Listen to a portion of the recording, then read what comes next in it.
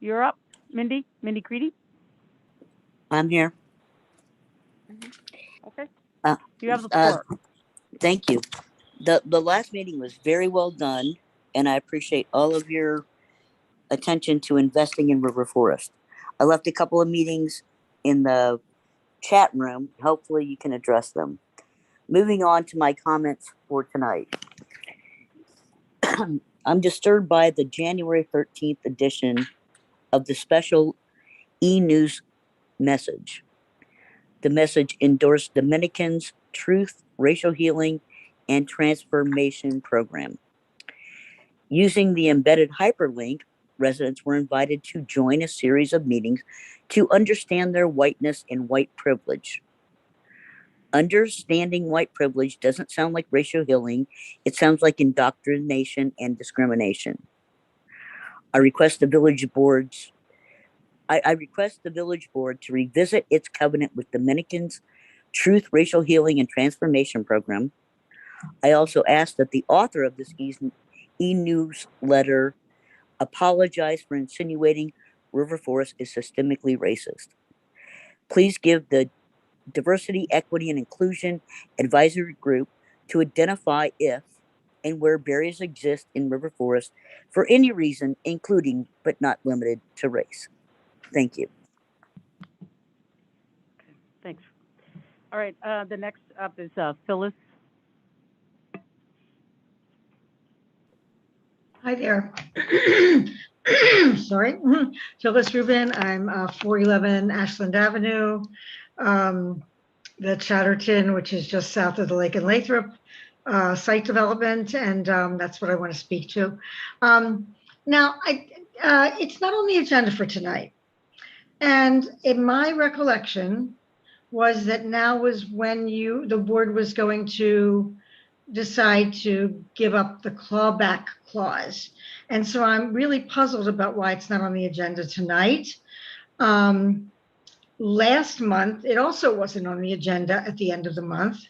And yet they were there, whoever was there, and they spoke during the public comments, which seems out of order. I don't know why that happened. And I want to say that if it's not on the agenda, then residents don't know that it's going to come up as a topic. So I'm not sure why that happened, but I'm going to speak to it because they should be on the agenda tonight. And I'd like to know why not, why they're not. I'm assuming I'm right about the clawback clause up now, that you are. I mean, it's not on the agenda, so I don't know how this is going to happen. And I guess I'm asking you how this is going to work. And once that is gone, then the village is totally committed to this. I want you to know that Alpha Construction has sent us now 2 letters, one in November to say that the construction was starting, and one this past Wednesday. I want to tell you about the one in November. It had the name of Ed, I don't remember his last name, on the letter to call if you have questions. So of course I called him to find out about the piles of stones that were on the lot that I could see. And he said something to the effect of, why are you calling me? I don't know, I'm not the one to call. You should be calling Kyle. So this is just seems like, and I actually met Ed today, nice guy, and so is Kyle. But he said, I didn't realize I was a point man. So we're not getting great communication here from this construction group and developer. About this meeting today, we got a letter on Wednesday saying there would be meetings today. The 407 side of my building said 8 o'clock in the morning, 8 o'clock in the morning. The 411 side, which I live at, said 9:30 in the morning. And I asked today, and they were having meetings with the other condos that are around here too. It would have been so much more neighbor friendly to say, we are having meetings across the day, one at 8, one at 9:30, one at 11, one at 1. It would have been nice if they'd done this last week so they could do one in the evening so that people could come, because we all have different schedules. And since they were having more meetings, they really could have done that. So again, this is another example of the not the best neighbor-friendly style.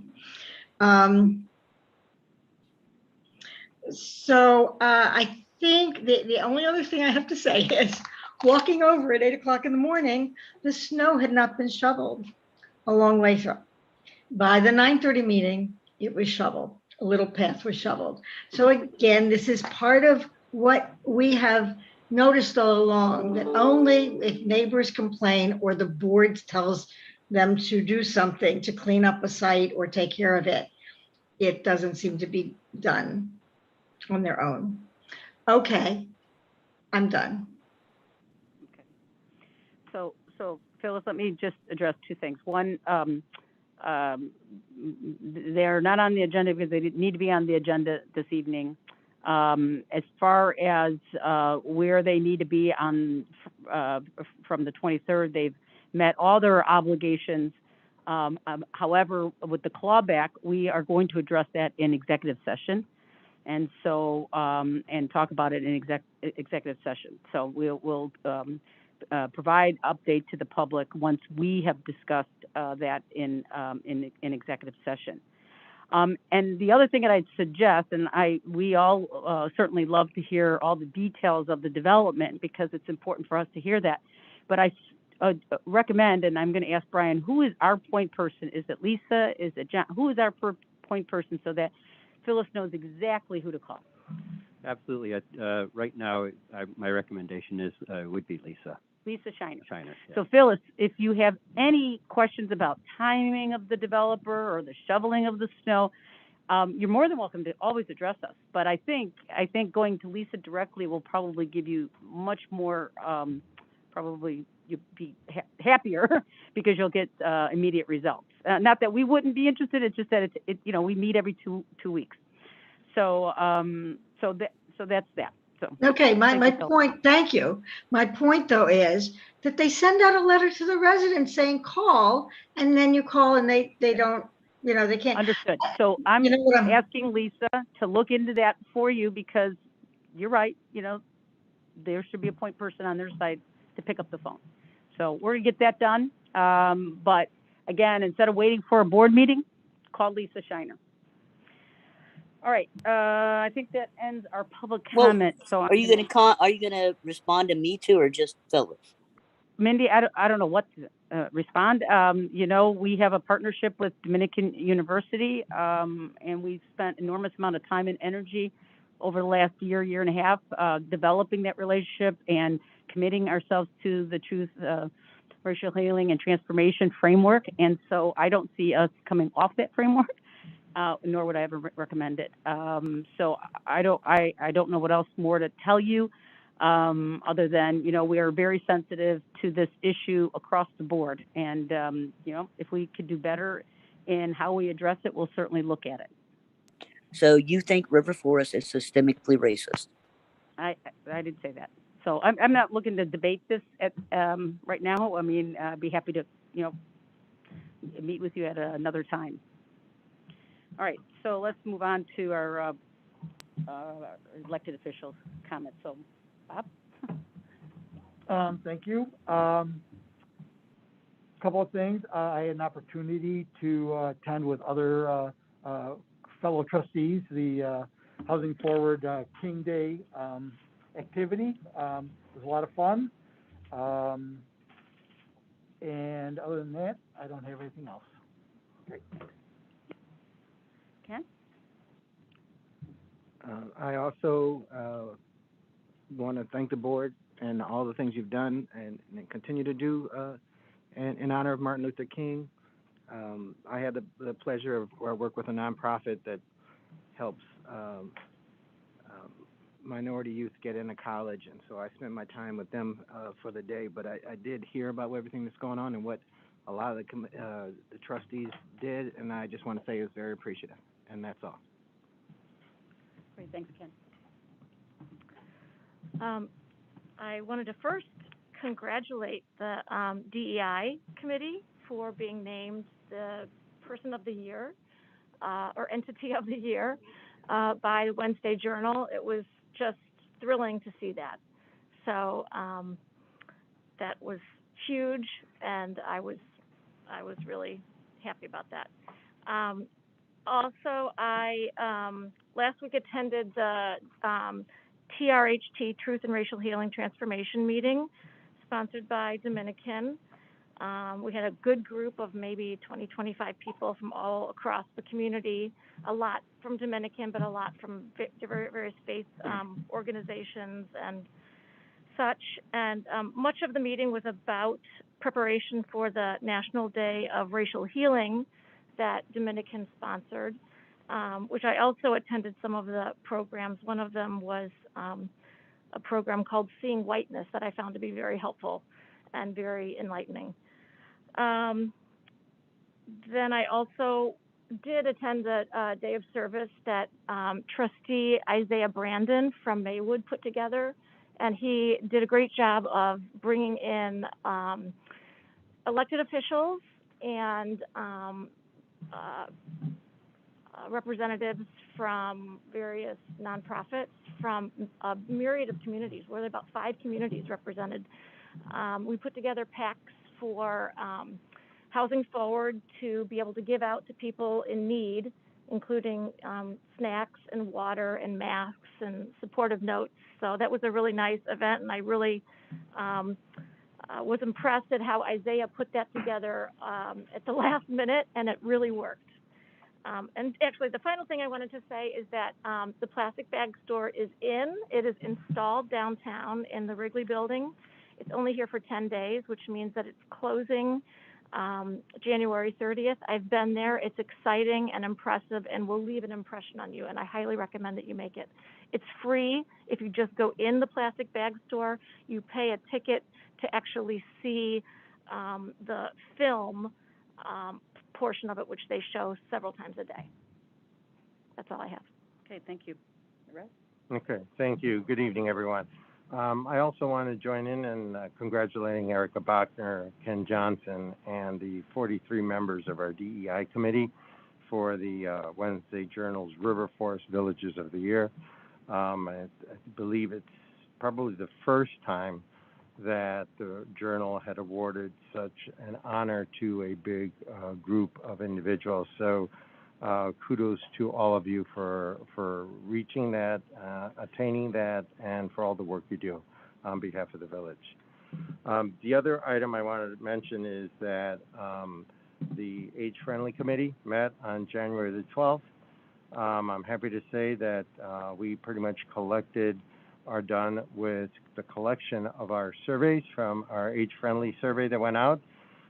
We received 146 hard copies of the survey responses. An additional 42 were submitted electronically. So what we're going to do is the committee now is going to take the hard copies and enter them into the electronic version of the SurveyMonkey that we sent out, so that we can have all of the information collected electronically, so that when we analyze it, we'll be able to do a better job of coming to some review and conclusions of the data that were submitted. So I do, again, want to thank our village staff, Elijah, Deborah, most currently, but also kudos to Sarah Pfeiffer, who was pretty much at the helm of the beginning of this survey. She's back there somewhere. Oh, no, she already, okay, never mind. Well, still kudos to her for for helping on this. And so we look forward to working and pushing forward on this. So thank you. All right, thanks, Russ. Lisa? Hello. Yes, congratulations to the DE&I team for being on the front page. That is an awesome thing for this village.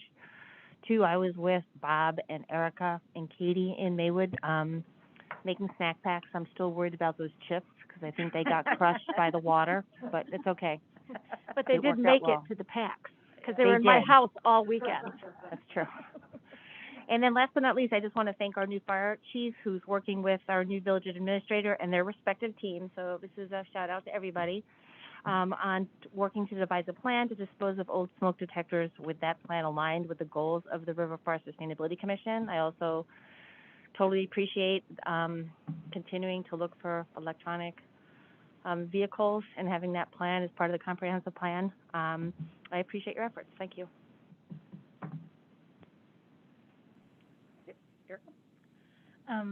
Hello, everyone. I'd like to start with a land acknowledgement this evening. So as we begin, we are mindful that we hold these meetings on land that was once and still inhabited by Indigenous people, including the Ojibwa, the Chippewa, Menominee, Potawatomi nations, and more. And we will remember our nation's history and honor the Native people as stewards of this land that was colonized, and that River Forest continues to be a place many people from diverse backgrounds live and gather. So I wanted to make sure that everyone is aware. I think there was a email that was sent around by the village about COVID tests and being able to get those from the government. You can go to covidtests.gov. I went there. You can, I believe, get up to 4 tests. It is free, and so I encourage everyone to participate in that. I also just want to commend the time and energy of everyone who has had a hand in putting together the Diversity, Equity, and Inclusion Advisory Group for the village. It takes a lot of people and thoughts and ideas. It takes a lot of challenging the system to come up with where and how we can do better. And we are off to an amazing start. We did have a meeting last week. I wasn't able to attend because I had a conflict, but I heard that it went very well and pushed the our agenda forward. And I do want to just quickly address one of the public comments tonight and our partnership with Dominican and the work of people in DEI and those who are interrogating whiteness. I do think it's important to look at whiteness when we're talking about how are the ways that we can make systems more equitable. Often, when people think who are white and you talk about race, you hear someone say, I have never thought of my race before. I've never needed to think of something. And you will hear from many people of color and indigenous folks and Black people that they think about their ethnicity, and they have to think about their ethnicity every single day, 24 hours a day. And it impacts their life in knowable and unknowable ways. And that's what the work of the DEI advisory group is doing, is trying to parse out where can we break the barriers for people who are Black, who are indigenous, people who are of color and of other marginalized groups for them in this community. And so I think it's very important that we do that work. And I commend Dominican for being a leader in that, and other people in the community who are doing that work as well.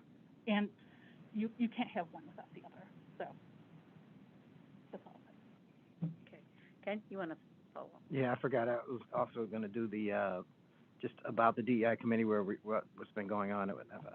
I wanted to add that.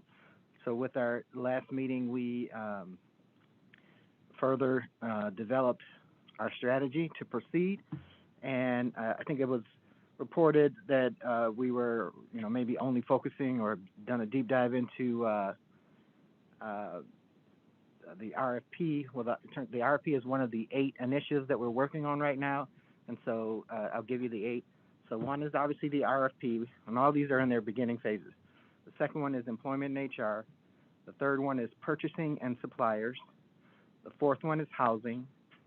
The fifth one is community outreach. The sixth one is intergovernmental relationships. Did I say 8? I meant to say 7. 7, and the seventh one being governance, DEI review, and framework. And we have definitions among all of them, and we're working to develop further, what we mean by it, so that we can also give out a clear story as to what the DEI impact is. And we also acknowledge that upon receiving the Villager of the Year, we as a group feel it's something that gives us more of a challenge to the future, because we know we have work to do and we want to live up to that Villager of the Year, so we're excited about it. Yeah, great. Thank you. And congratulations being named Villager of the Year. It's 45 appointed 45. advisory group, so it's a very large group, but I think it's a good working group, and so I congratulate both of you as chairs, and of course Brian and Lisa as a co-chair. So it's good stuff, and we're excited about what will come from all of this. So thank you so much. Also, welcome Tom. We officially see him versus Zoom. Welcome. We're glad you're here. I'm glad to be here. Okay, good. And that's pretty much what all I have, just because the night's getting long. But Julie, I don't know if you could. I knew you wanted to speak public comment, and I did not see the chat, so my apologies. Julie, if you're available and you can hear me, I will allow you to give a public comment. If you can't, then we'll move on. I don't have Zoom up. Is she? I don't know, Julie, if you're on, you can unmute if you want to speak. Yes, I needed to unmute to speak. No worries, Julie. Sorry, I didn't see the chat. I'm not up on Zoom, so my apologies. Listen, this is all new to me. Well, I'm Julie Patterson, 7575 Lake Street, River Forest. I'm really sorry to hear about Phyllis's rather negative experience with Ed. We have had very positive interactions with Ed. I also can explain why they set up the meetings the way they did. I was concerned that they had invited everybody for the same time, so I walked next door to the office to scope the situation out. I had a very pleasant conversation with their sales associate, Jenna, I can't remember her last name. They did that specifically because they didn't want too many people in the same place at the same time. I do, however, agree that 8 o'clock is awfully early in the morning. Glad ours wasn't then. I also, and I knew this before, that part of the reason that the area in front of the sales office is not shoveled is because they are tenants, and it is up to the landlord to arrange for shoveling. At the meeting, we really appreciated at Centennial House the direct communication from Alpha to the neighbors and the invitation to the meeting. He was very positive and worked very hard. The first day that soil was being removed at 6 in the morning, the dump trucks were lined up between Centennial House and Windsor House to the south of us. And their board president contacted me and also contacted Ed. Ed was extremely responsive. He came over here and he spoke to the dump truck people in person, and he actually at one point ended up directing traffic and had a taste of River Forest traffic at this area. And so these have been very positive interactions. I thought he did a good job today. I'm glad to know that who the young fellow was, Kyle. And that's about all I have to say for right now. But Phyllis, at some time I'd like to contact you directly. I've been wanting to walk over and leave you a note, but haven't gotten there yet. So if through Lisa or through Shelby, if you want to contact me, please feel free to do. So I'd like to. Thank you, Julie, and that's a great idea. Maybe both of you guys can speak. Again, remember Lisa Shiner, she will answer all your questions, probably in a, faster than coming to the board meeting. All right, so I think that concludes our elected officials and our public comments. John? Nothing. John, if you don't sit here, I don't know you exist, actually. I do have a history, Yeah. even if you're sitting here, I have a history. Kathy, can I ask a follow-up on Phyllis's question about whether Lake and Lathrop, when they come to give us the updates, if that should be a line item on our agenda? Yeah, I think typically they have been, right now, I think, and Greg, you help me out, I think within the contract, they had to come once a month. That was their contractual obligation, right? Yeah, upon a reasonable request. Upon reasonable. So somehow it got like they have to come every board meeting, and that wasn't the case. So what happened is, because you and others were asking for it, we would just said, hey, come on and give us an update in general public comment. That's how they got to general public comment versus on the board. Are we gonna keep it like that, or can we I put don't it think as we a, need as a to. line Once item? I don't know, I'll ask the village attorney to weigh in.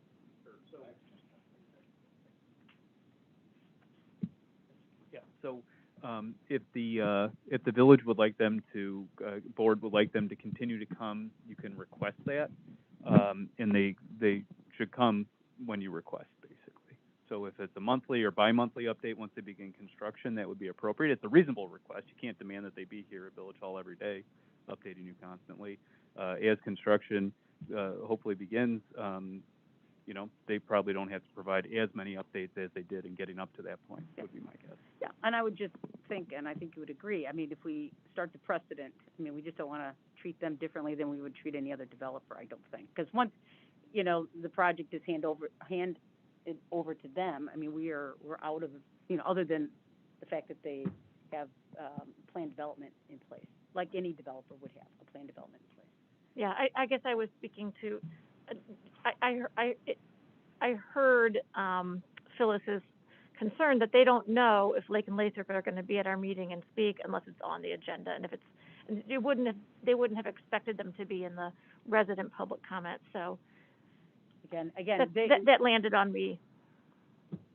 Understood. I think that if the project, pivots into construction, it'll mostly be staff talking with them, talking with neighbors, and I would expect there would be less a need for the board to be involved in those conversations. It's more of a staff issue at that point. And then if staff is reporting on it, will it be a line item so that residents know it's going to be discussed at our meeting? That's up to the village administrator and village president Yeah, I in mean, setting the agenda. we could talk about it. Again, I don't want to treat one developer different than another developer, but we'll talk through the planned development updates. I think the community is so interested in Lake and Lathrop. I can only see it as a benefit, so that when stuff is happening, they can say, look, we're doing this, and at least on a monthly basis, we have it on there, so we can provide. We could do that, or we could put it in the newsletter. We could put everything to get updated in the website. I mean, real time, so people don't have to come to our board meeting. They can read it on. We all sorts of discussions around it. So. I love those ideas too. Yeah. I think having it once a month, to your point, once a month on our agenda would be great. And whether it's Cedric or somebody else talking about it to give us an update. I mean, we can make that decision as a board. Okay, and we'll put that on the agenda, in the future agenda, talk through what we would expect the developer to do, and all developers for that matter, if that's the case. Okay, fair enough. All right, so I think that ends our our elected official comments and announcements. So we'll move on to the consent agenda, and we have item A through F. If I can get a approval for item A through F. Make a motion to approve consent agenda items A through F. Okay. Any comments or questions regarding any of these items? Hearing none, I'd ask the clerk to read it and then take the vote. Consent agenda A, Village Board of Trustee meeting minutes, January 10th, 2022. B, approval of an agreement with Koenig, Lindgren, O'Hara, Abuna, Inc. to complete a traffic study in the northeast corner of River Forest cost of $16,500 and authorize the village administrator to execute the contract agreement. C, approval of payment to Kleinthorpe and Jenkins Limited for legal services in the amount of $31,603.91. D, authorize the village administrator to enter into an agreement to retain the financial advisory services of Kane McKenna Capital, Inc. as proposed for an amount not to exceed $25,000 plus incidental costs. E, financial report December 2021. F, village administrator's report. Trustee Johnson? Yes. Trustee O'Connell? Yes. Trustee Bachner? Yes. Trustee Gillis? Yes. Trustee Vasquez? Yes. Trustee Brennan? Yes. Okay. All right, moving on to item 7, recommendations of boards, commissions, and committees. Let's get a motion, and then we will talk through these issues. So if I can get a motion for 7A. Let's do first the stop sign. Motion to install stop signs in the north-south direction of Ashland Avenue at its intersection with Vine Street. Okay. Second. Okay, let's just take that, Jeff. Sure. So pretty self-explanatory. The Traffic Safety Commission met on January 19th, and one of the items that they discussed was a request by Dave Carroll, who is one of our traffic and safety commissioners, to convert the current two-way stop intersection of Vine and Ashland to a four-way stop. Currently, Vine Street stops at Ashland, but Ashland traffic north-south is allowed to flow through the intersection. So the concerns that were discussed mostly had to do with traffic volumes and speeds northbound coming off of Madison Street and running through that intersection. So through public comment and review of the consultant's analysis, the commission essentially voted to recommend approval of converting that to a four-way, a full stop intersection. So that's what's before you here this evening. Any questions for Jeff? I mean, this seems to be a no-brainer. Any questions? Okay, I would ask the clerk to take the vote, please.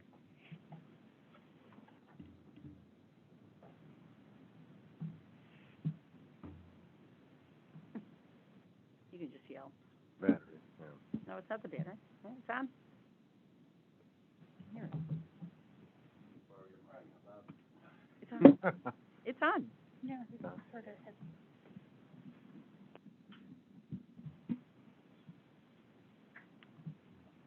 Trustee O'Connell? Yes. Trustee Johnson? Yes. Trustee Brennan? Yes. Trustee Vasquez? Yes. Trustee Gillis? Yes. Trustee Bachner? Yes. Okay, okay, let's go to, okay, pardon me? It passed, right? 0. It did Okay. pass. We'll go ahead and get a motion to, item 2 on this. It's, seeking the board's consensus to remand the recommendation for a flashing stop sign. So I'm gonna ask for a motion and then a second on that item, and we can discuss it.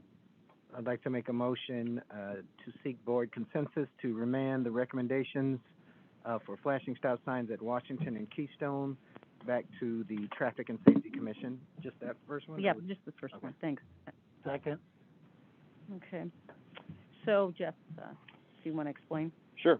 So at that same traffic and safety meeting, Ryan Blecker of Ward 147 Keystone Avenue came in to request curb bump outs at the intersection of Keystone and Washington.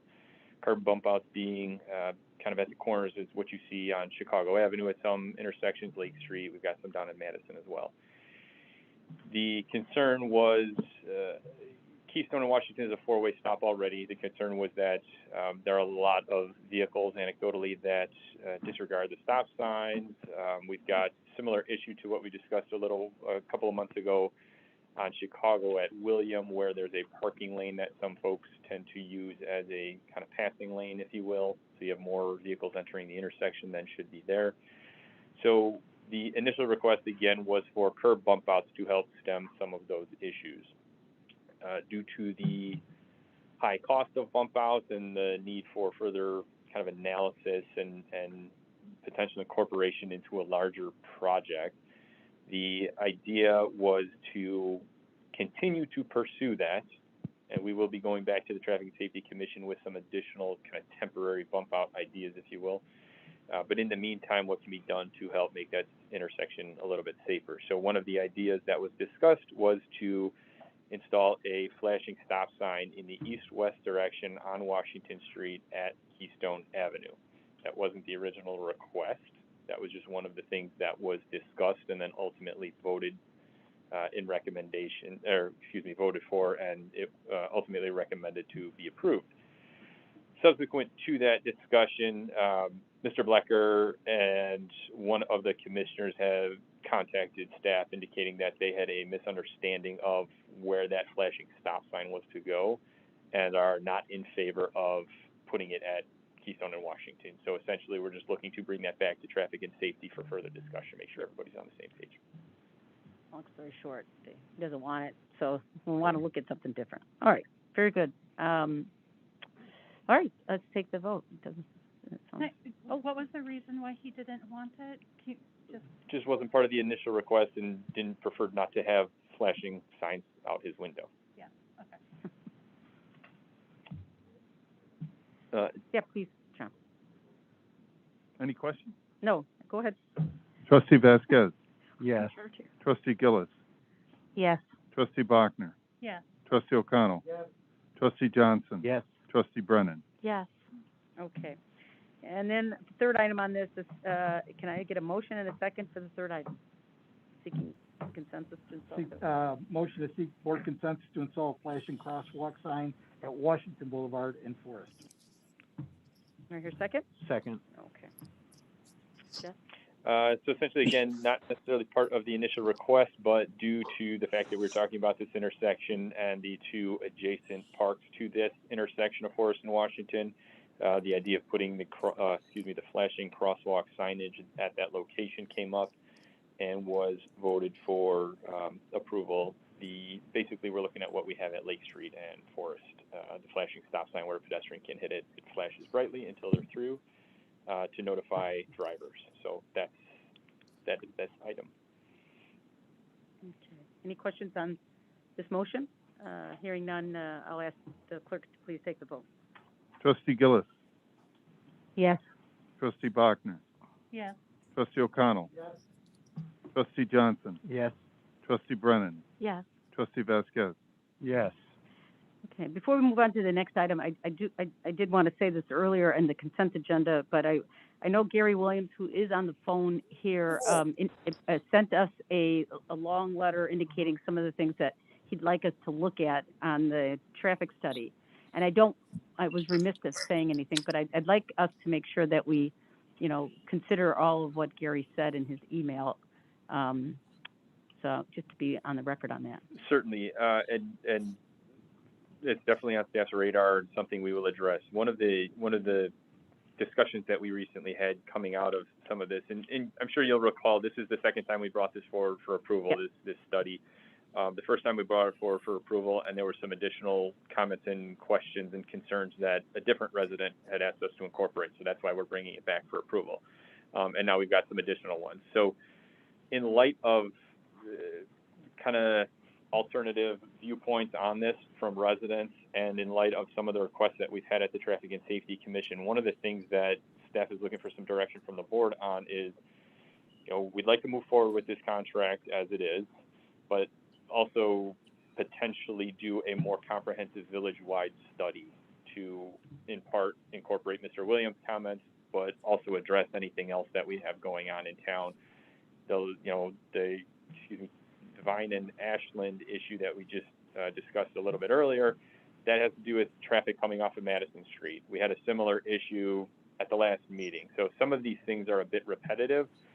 So staff is kind of, again, looking for some direction as to whether or not this board would be in favor of pursuing some sort of more comprehensive, village-wide study. Yeah. So Jeff, yeah. So we've approved the study, so which is good. Yep. And I think we all agree, unless I hear differently around the table here, that we should have a wider, more comprehensive study. Right. So, Brian, if you can, with Jeff, bring back what you think that proposal ought to look like, so we can have a discussion. That would be good. And on this one, the issue that you're gonna have, Jeff, is he's got a not to exceed number on here, so any changes he makes on that, he may have to come back with another budget on it.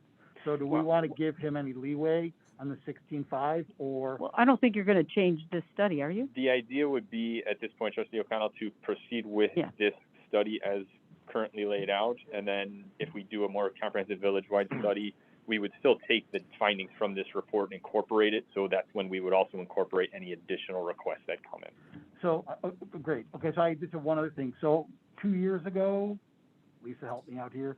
2 years ago, we had issues with parking on various streets as it related to the CK.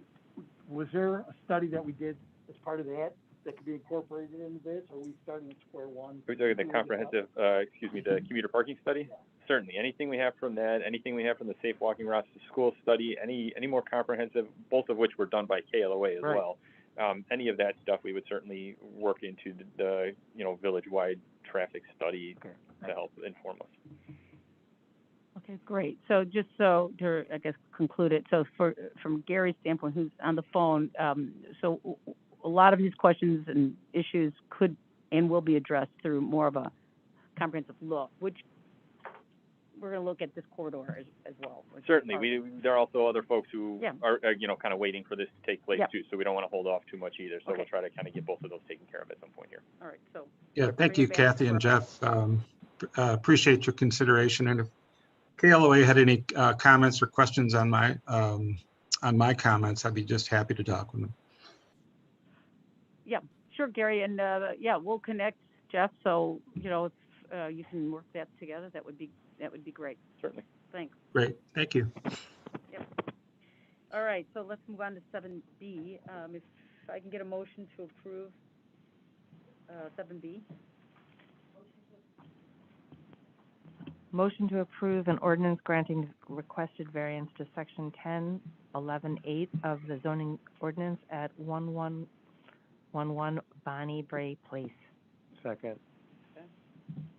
All right, so Lisa, do you want us to say a little something, and then we can call on, Sure. The property owner was called out for business reasons the last minute, so he is on Zoom with us and will be joining us momentarily. The Zoning Board of Appeals held a public hearing in November regarding the requested variation. The purpose of the variation is to provide relief from the requirement that the property owner provide covered parking for 75% of all of the off-street parking spaces. Currently, this is a 6-unit apartment building, and Mr. Kamra bought it and is renovating the building. He has 4 parking spaces in the rear of the property that are in an enclosed garage. He would like to remove the garage and install a parking pad that would accommodate 7 vehicles. So he is still not compliant with the zoning requirement that there be 15.5 spots on the site, and that a little better than 11.5 of them be covered. However, he would be increasing the overall parking on the site. So he's not worsening the existing parking nonconformity, but he does need a variation for the covered parking requirement. So the sole issue before the board is whether or not to concur with the zoning board's recommendation that he be granted a variation for the covered parking. There are 2 issues in the findings of fact that I have asked the property owner to address before the board tonight. One is with regard to the permeable paver solution that was included as a condition of approval, and the other is the affordable housing component of this. The first thing I would just like to mention is that I've talked to the village's engineer, and the property is subject to the village's stormwater regulations. He has not gone through the permitting process yet, and so, which typically you would not do unless you get your zoning variation. So we haven't identified how much stormwater detention is required on site, nor has the best solution to provide that detention been identified. Permeable pavers may be the ideal solution, but we don't know that yet. So I think the ZBA's intention was to have an offsetting benefit if we're creating more impervious surface, which we support, and obviously require as part of our stormwater management ordinance. So my suggestion would be that the board condition the approval upon compliance with the village's stormwater ordinance in lieu of presupposing what the solution should be. The other issue is with regard to affordable housing. So the Zoning Board of Appeals had requested that the owner consider making some of the units affordable, which he committed to doing. I would note that the village's attorney at the zoning hearing noted that we cannot condition the approval on affordable housing, but the property owner did commit to provide it. He has since examined some of that and will speak to that issue for you tonight. So, Mr. Kamra, are you on the line? Can you unmute yourself and address the board? Yeah, good evening, everyone. This is Shantanu Kamra. I am the property owner for 1111 Bani Bray. First of all, I want to thank the zoning board for giving me this conditional approval. The property on 1111 Bani Bray has currently 4 enclosed parking spaces, which has been the case for the last, I think, 80, 90 years. I bought the building in September 2021, and I requested a variance for a couple of issues with the zoning board. One was the open parking spaces, and second was the off-street parking.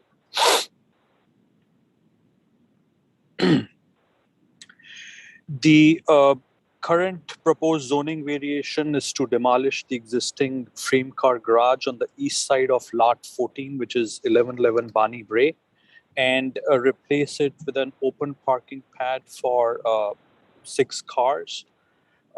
One of the parking spaces would be ADA compliant, which was one of the, I think, conditions part of the zoning approval. And the second condition pertained to the affordable housing units, which I'm more than happy to commit. But given the taxes on this building is almost 35,000, it doesn't make economical sense to have 2 of these 6 apartments as affordable housing. What I do, support is affordable housing if the village allows to, give me 2 units in the basement. I'm more than happy to provide more affordable housing in the community. If I could just address one issue there. So in the follow-up conversations with the property owner after the zoning hearing, he indicated to staff that he was interested in exploring converting a portion of the building into additional residential units that he would utilize for affordable housing purposes. And we certainly are supportive of that. That does trigger a separate process that is under the Plan Development Ordinance and is not something that's under the purview of the Zoning Board of Appeals. Correct, yeah. That's a completely separate DRB process to add affordable housing units in the basement, similar to the ADO ordinance that the city of Chicago has for some pilot zones. So yeah, I'm more than happy to provide more affordable housing. As a point of clarification, it's adding any multifamily units, not adding affordable housing units. Yeah. Okay. Sure. Well, I'm going to ask now if any of the trustees have questions for you or for Lisa regarding the. So just to clarify my own mind, has this evolved from the property owner offering to create affordable housing units within the existing livable space right now to now saying, no, not in the existing livable space, but if you let me create 2 more garden apartments, then I'll make those affordable housing? Yes. Okay, and also, is it a pad for 6 cars or 7 cars? So it was originally the plan that was submitted to the zoning board was for 7 cars, but I think one of the recommendations that came out of the November 11th meeting was to have at least 1. I went back to the architect, and based on the ADA compliance regulations, it can only accommodate 6 parking spaces. So, so adding 2 garden apartments then changes the calculation on the parking to take it from what to what?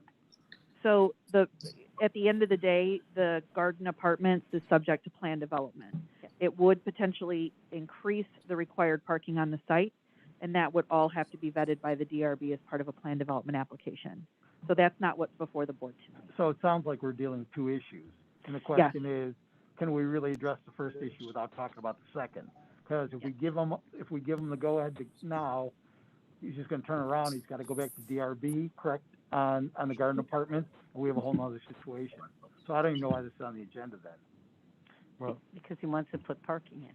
Well, but, right, but he. Wants to take down the garage. Right, I understand that part, but as part of his negotiation, what he's saying is he'll abide by the affordable housing if he can do the garden apartments. And if he does that, then we have another parking situation to deal with. So I'm not comfortable voting for one until we completely understand, what it is what we're gonna do. Right, because the other thing I heard was we can't condition the affordable housing commitment. My other question was, so is this resident or owner complying or offering to do it anyway, and so we're not forcing him as the condition, but he's offering that as the condition of approval, correct? So at the zoning board of appeals meeting, it was explained by my colleague Carmen Forte, who's also assistant village attorney, that the village cannot condition a parking variation on compliance with affordable housing standards. Parking and housing in this instance bear no relationship to each other. Nonetheless, the ZBA pushed the applicant, who agreed, to amend his application to say that I will include 2 units of affordable housing in my building. He did this on the fly at the meeting. It made its way into the condition. Into the conditions of recommended approval. Since then, the applicant has said, that doesn't pencil out for my finances. He told you that tonight. And so I think the question before the board is, do you believe he's made the case for a variation where he has 3 on-site parking spaces in a garage that he wants to take down and expand to 6 parking spaces, one of which is an ADA space? That's what I'm hearing tonight. The issue of affordable housing is only relevant if he comes back and asks to expand into the basement with additional dwellings, and then you must decide. It doesn't make sense to allow these extra dwellings to come in without an increase in parking because he's fully parked up if you allow this variation to go forward, right? Or he may not come back with that. So I think you only need to focus tonight on the parking question and remove the affordable housing component from the discussion. Okay, so that's what I want, you just clarified it, exactly what I thought, is that there's really, the affordable housing or the unit is really not an issue right now. Correct. It's just the parking. It's similar to the 400 Ashland plan development I'm just saying. amendment that came in where the property owner was asked and agreed to include an affordable unit. Right. You can always ask, but in this case, it's not relevant to the parking variation, so it shouldn't be a necessary component of the approval. And of the parking issues, we're just addressing the garage coming down and replacing 3 covered with 6 or 7. It's still not clear to me, 6 or 7 open parking spots on a pad. We're not addressing the off-site, the off-street parking issue, which is being handled in the future. Correct. So the site plan that was submitted to the ZBA shows 6 spots plus a compact space. But in order to meet the ADA requirements, he's removing one of those spaces so that there's sufficient room next to a vehicle to allow access for people who have mobility issues. So Lisa, is it 6 or 7? 6. It's 6, one of them being ADA Correct. compliant. Is that correct? Yes. Okay.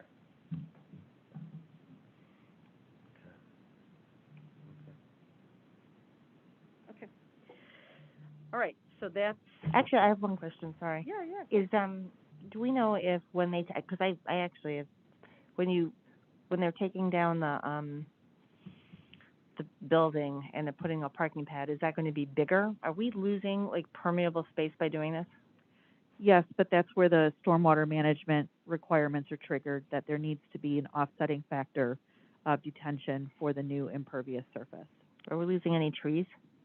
No, not that I know of. Let's ask the property owner to address.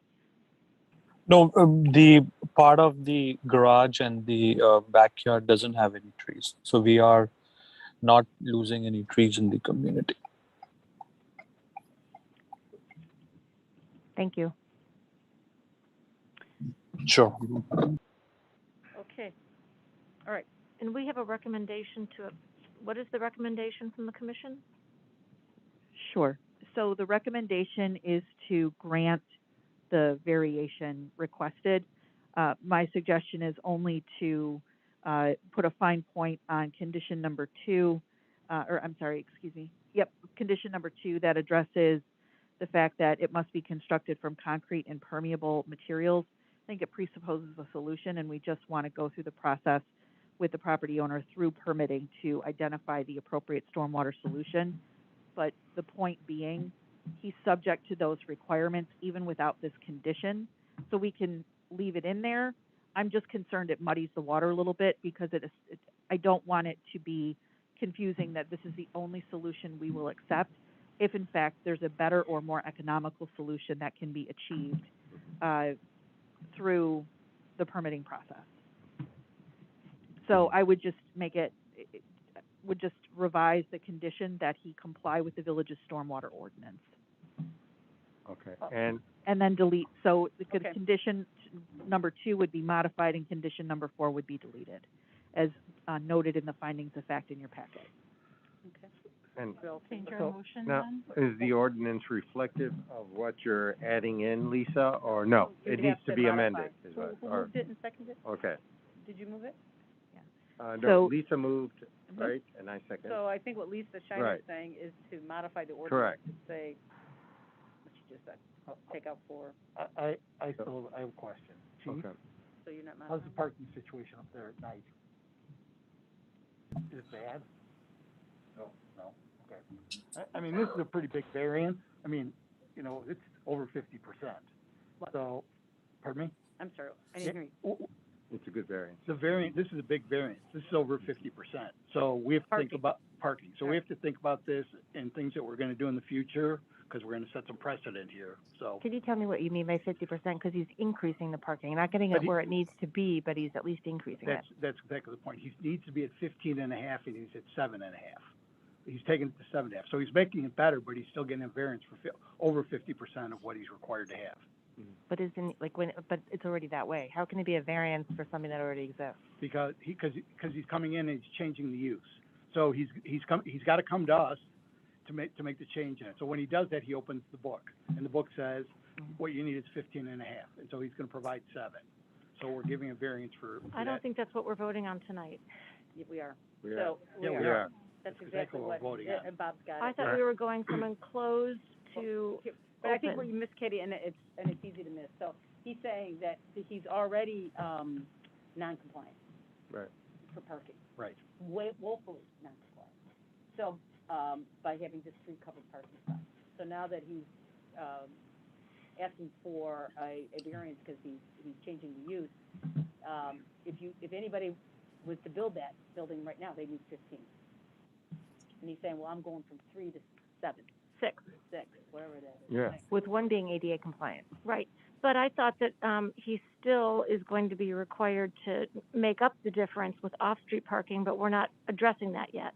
No, there's no off-street parking. There's No. no off-street. We don't have an We off-street don't have parking that ordinance. in River. No, he's not required to go out and find the spaces that are needed to meet the 15.5 space requirement. Which is what we did to the guy at 400 Ashland. We made him go out and get But that's a something plan else. development process. Right. This is strictly Okay. a Variance. relief from the covered parking requirement. Mhm. He's improving the amount of nonconformity that's there, meaning he's increasing the number of spaces. But logistically, it is impossible on that property to meet the 15.5 space parking requirement. And he isn't required, even under our zoning ordinance, to go out and find an additional 9.5 spaces to meet that 15.5 space requirement. What he's asking to do is demolish the garage, put in a parking pad, and increase the number of spaces on site. Got it, okay. Yeah, which, And at the same time, make sure that it's compliant with the stormwater. Correct. I hear you, Bob, but, I mean, I think this is an unusual circumstance. I'm just saying. Can I just actually one other thing is like I know that you said like we want to take out the permeable pavers, but there is something about aesthetics and like I don't want something necessary that's cheaper and just not in keeping with the. I know it's not an alley, but still. Are you saying that's what are you saying, Lisa? We basically Lisa said better or cheaper. I would just say No, and more economical. But again, like I think we might want to have I just want to make sure because I would prefer permeable pavers in a heartbeat because I think that they do the job and they are also more aesthetically pleasing and they'll align with the alley and all that stuff. You did say, I mean. Well, I think the property is on the property owner being on the phone. Here's your preference. I think staff here's your preference. And when it comes through for permitting, we can look at that and push towards that direction, assuming, of course, it provides the necessary detention and meets our stormwater ordinance, which I would imagine it does, but I'm not the engineer. We'll let them take a look at it. But you can also require it. I have another question. So where's the petitioner going to put their trash? So it would be at the same place where we have the garbage container today, which is south of the electric pole. So the garbage container and the two recyclable cans. This parking lot actually helps to, get access to the garbage container. Okay, so where are the other cars? Where are they going to go? I mean, or you're just assuming that the renters are not going to need or won't have cars?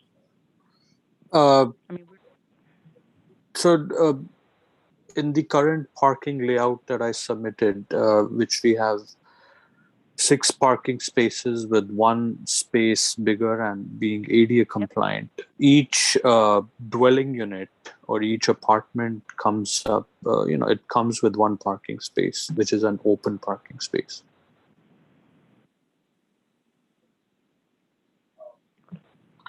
And currently it's only 3 enclosed parking spaces.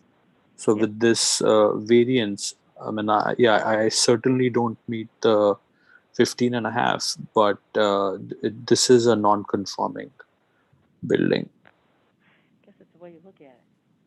He's doubling it.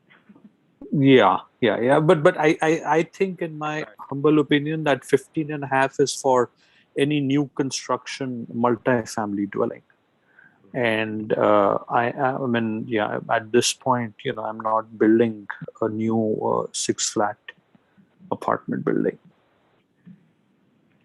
So we're getting this request because the petitioner came to us asking, can I demolish this garage? You got it.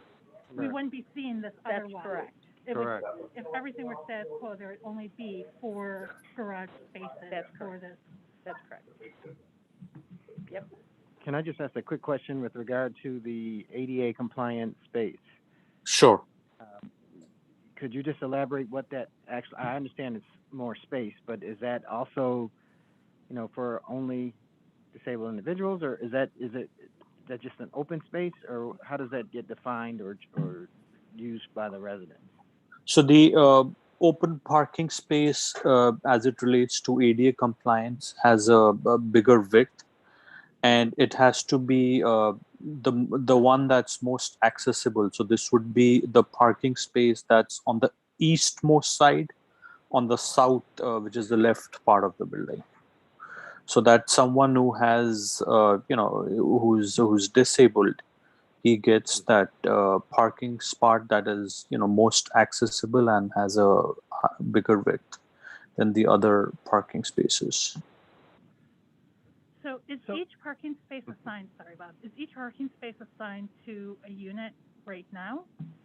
And each space would be assigned or not assigned? So currently there are no parking spaces. It's a covered parking garage, and once we transition to the open parking space, each dwelling unit would have 1 open parking space. And Just out who, of curiosity, how do you determine who gets the ADA space? that's, I think that's what Ken said. yeah.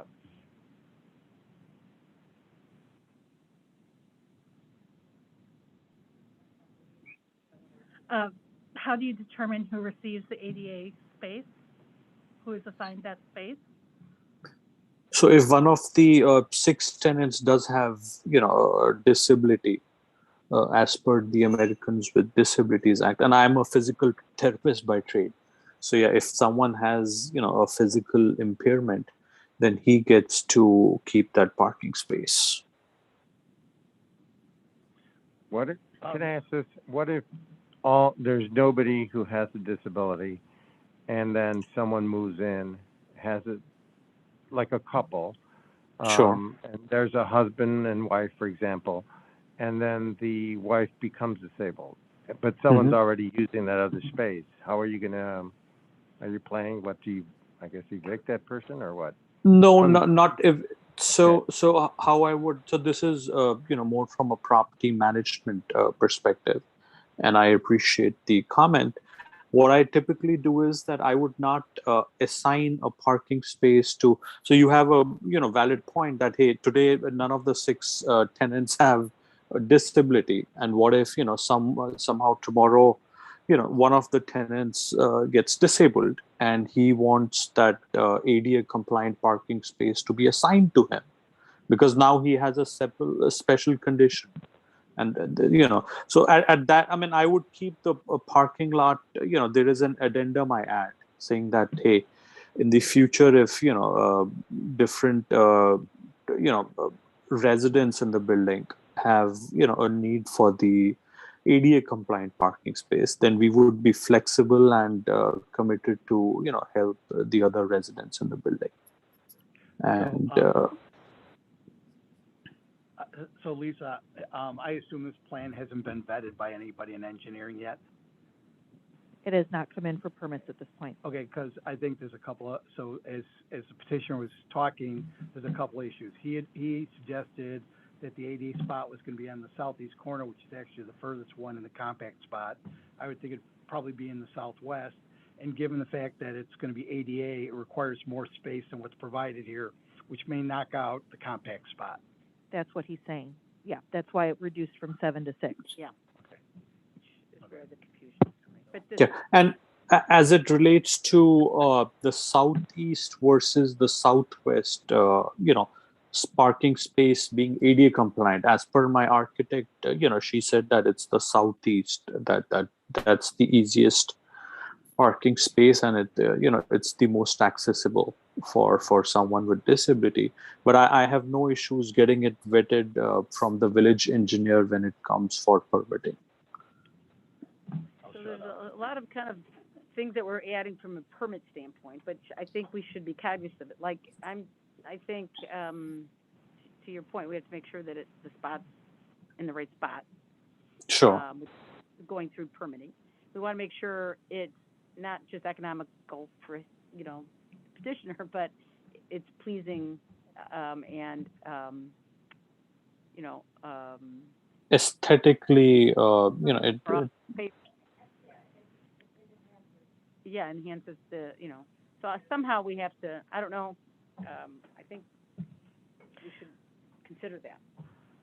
And so this, as part one of the recommendations, I think I didn't delve into earlier was, I'm more than happy to build a fence to basically, have privacy for the neighbors, and as it relates to the pavers, I think that would fall in line with the alley pavers, and I mean, I think this would be a tremendous benefit to the residents on 1100 block of Pani Bray, because then I'm not dependent on off-street parking, which I think is not possible. And So I have a question about that off-street parking, that it's not possible, because I'm reading that Chairman Martin asked how the parking shortage was handled prior to the purchase of the building. And correct. I think you responded that the previous owner owned 2 adjoining lots to the south that were used for parking by the general public and by the residents of the property. So I was thinking that I was being asked to vote on demolishing the enclosed parking that would increase the available parking from either 3 or 4 to 6. But now I'm realizing that as it has stood prior to your purchase, the residents did have more parking available to them. Right. Well, that's why I asked, where would these cars go? I mean, they can't go on the street, and a different owner owns that parking lot. And those parking lots are on the market. And I think there has been a lot of, for the last 5-6 years. I mean, the plan is to basically build some kind of townhome community or a big apartment building on those 2 parking lots. Right. So the owner prior to you did offer more than just those covered spots in the garage. The owner prior to you was offering some open spots in the lot next door as well. Yeah. I don't know, because when I bought the building, there were only 2 tenants living in the building out of 6, and those 2 tenants were using the 2 car garage basically in the back. So I don't know when at the point of having 100% occupancy, if he was offering, but I think his plan was to build townhomes in those 2 parking lots for the last 5-6 years. Yeah. So at some point, I mean, this issue would have happened if he would have gone ahead with the development project. Then this question would have arose at that point. All right, so I think we all kind of understand where we're at. If we want to move forward and we want to put any, I guess the question I have for the parking is if we want to put any, like, you need to do these things, make them permeable pavers, we can add that if we'd like, if that's what the will of the trustees. Yes, that condition number 2 from the ZBA that's in the ordinance in front of you is that the parking lot shall be constructed from concrete and permeable materials to match the adjacent alley to the east. Sure. If you want to offer some flexibility on that, you could say to the extent feasible under the village's stormwater management ordinance, if that's acceptable to the board. And then I recommend that you also remove condition number 4. Affordable housing condition. All right. Okay. So it would be the first 3 conditions subject to the amendment that's being proposed. Correct. Okay. And then Lisa, you would have to agree to amend your motion to reflect that. Yeah.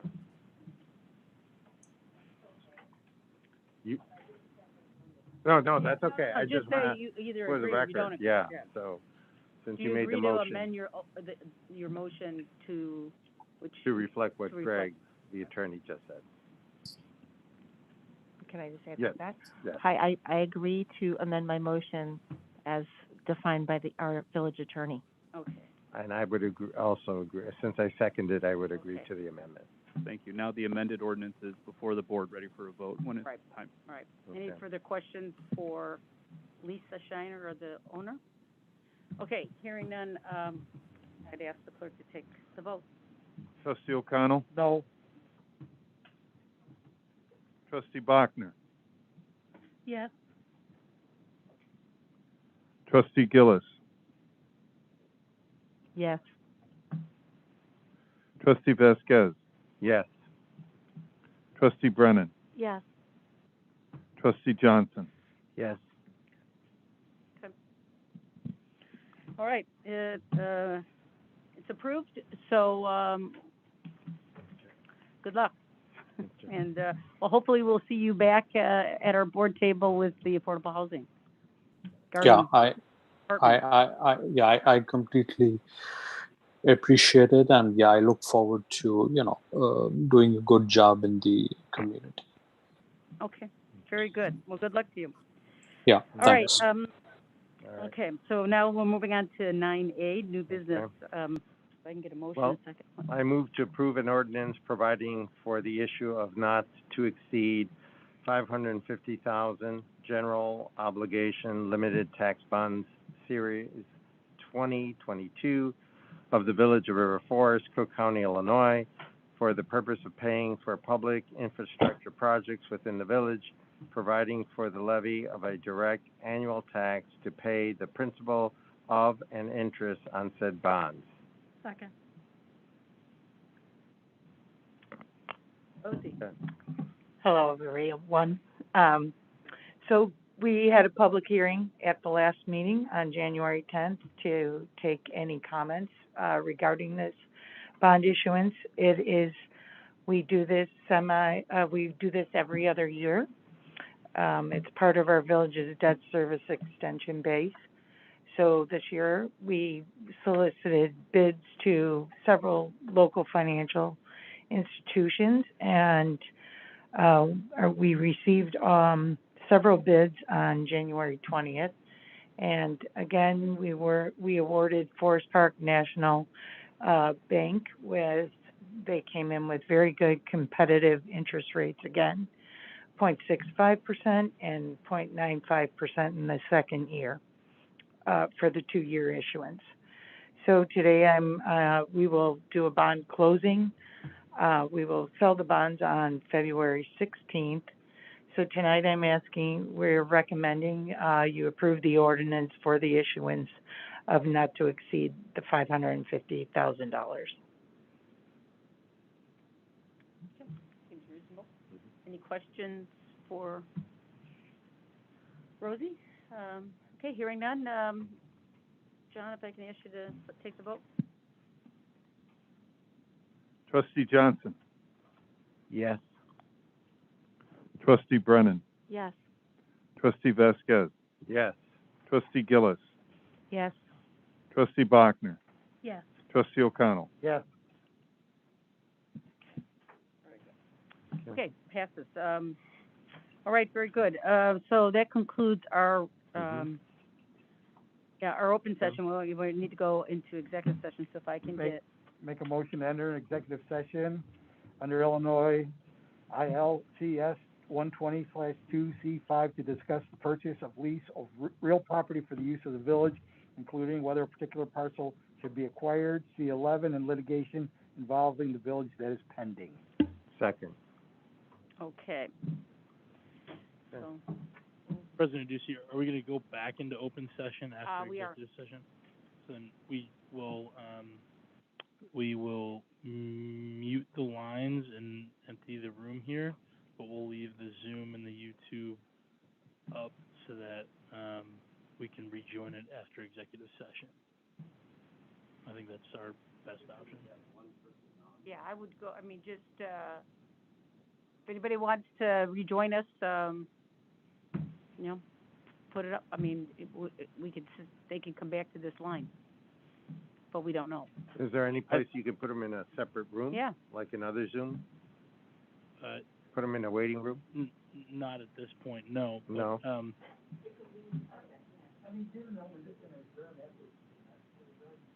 No, we're not gonna adjourn. Right, there might be an action. So they gotta be able, No, no. Bob, they gotta be able to come into open session. I don't know how else we would notify them that we've restarted the meeting. That's what I'm thinking through. So I'm happy to do whatever you guys want me to do. I just. I can email it. So. Okay. Julie, if it's okay with you, we're going to close this out, and then Lisa will email you when we're going back into open session so you can join us back again. Oh, she can hear you. Yeah. All right. All righty. Thank you. Okay, thanks, Okay. Julie. Maybe I think. Okay. Okay. We'll shut it down. Oh, we didn't take that? No, I'm correct. sorry, John. Thought we did. Trustee Johnson, Trustee Brennan, Yes. Trustee Vasquez, Yes. Trustee Gillis, Yes. Trustee Bachner, Yes. Trustee O'Connell. Yes.